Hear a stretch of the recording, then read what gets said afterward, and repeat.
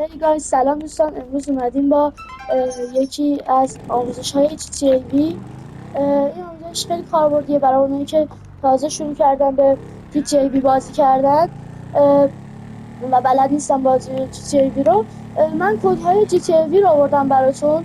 یه سری از کدهای کاربردی رو، مثلا کد جون بی‌نهایت، کد ماشین هایی که مثلا ماشین نظامی، ماشین هایی که برای همه خوبن. خب دوستان دیگه از زیادی حرف نزنم، بریم سراغ ویدیو.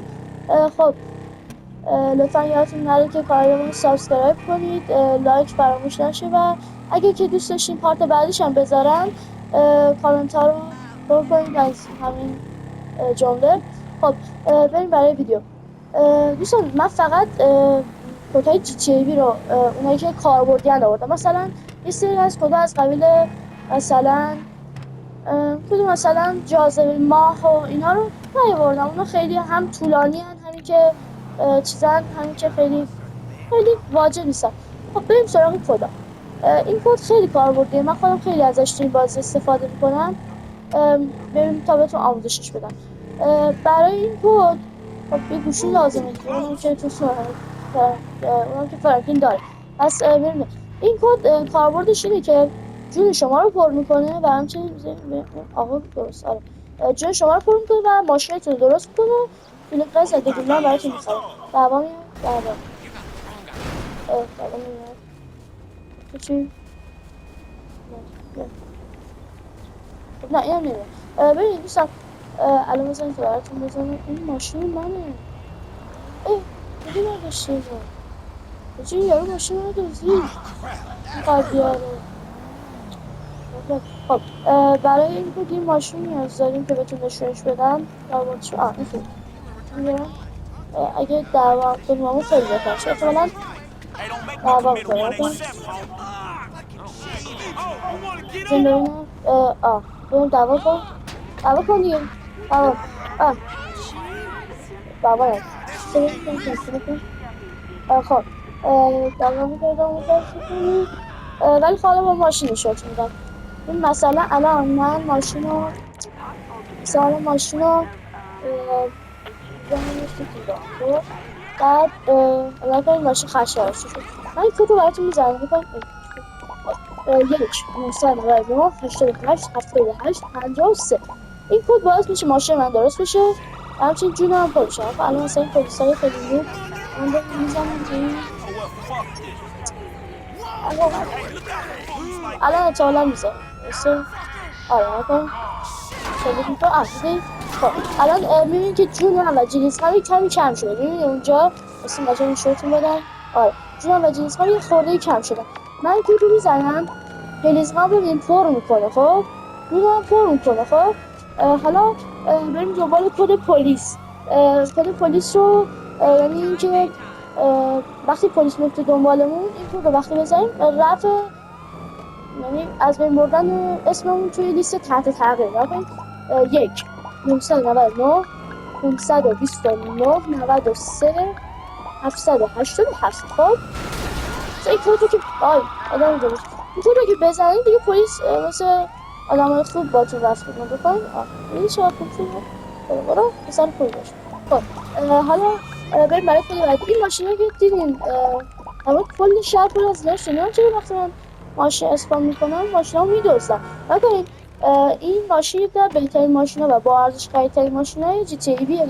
تو خرید با ارزش ترین ماشین جی تی ای بیه، چون هم خودش کوتاهه، همین که خیلی آسونه. ببین 1 999 266 38 یه رنگو تا حالا نیاورده بود. چقدر عجیب. ببین هر دفعه که بزنین یه رنگ براتون میاره. مثلا اگه بار اولتون باشه رنگ مشکی، بار دوم نقره‌ای، بعد توسی، بعد قرمز، آبی. واقعا من رنگ تا حالا ندیده بودم. یعنی مثلا من یه دیگه مثلا نکنم مثلا این رنگ نقره‌ای. ولی معمولا رنگ مشکیش میاد برای بار اولتون. ولی اگه چند بار پشت سر بزنید مثلا چند بار پشت سر رفتم.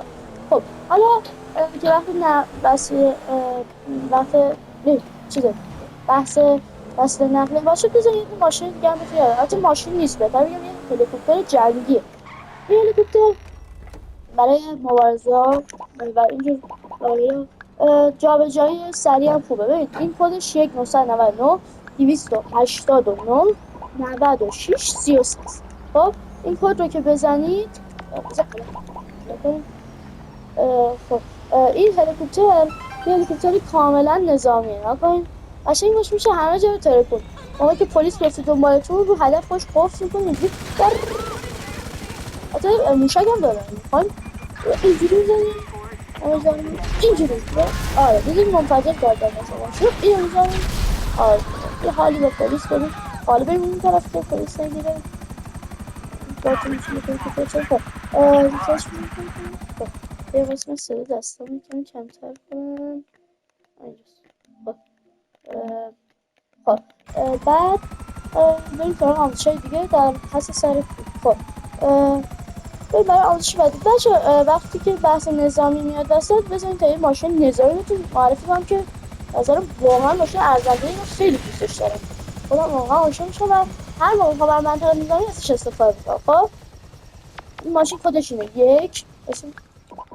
یک 999 22 38 خب 22 نه ببخشید اشتباه شد 38 22 نه آره 38 22 38 ببخشید 33 چی شد 33 28 بچه خیلی دقت کنید که این کد رو کاملا درست بزنید و آخرش هم 427 حالا بزنید نگاه کنید یک ماشین اشتباه زدم 999 33 28 442 27 اشتباه 42 27 بچه خیلی دقت کنید که کدام درست باشه چون اگه درست نباشه مثلا من برم اینجایی که ماشین رو که اثبات کنم اگه درست نباشه ماشین نمیاره بعد وقت فکر کنید من بهتون دروغ میگم مثلا اینجا الان که مثلا اینجا میذارم کد رو میزنم به ببینید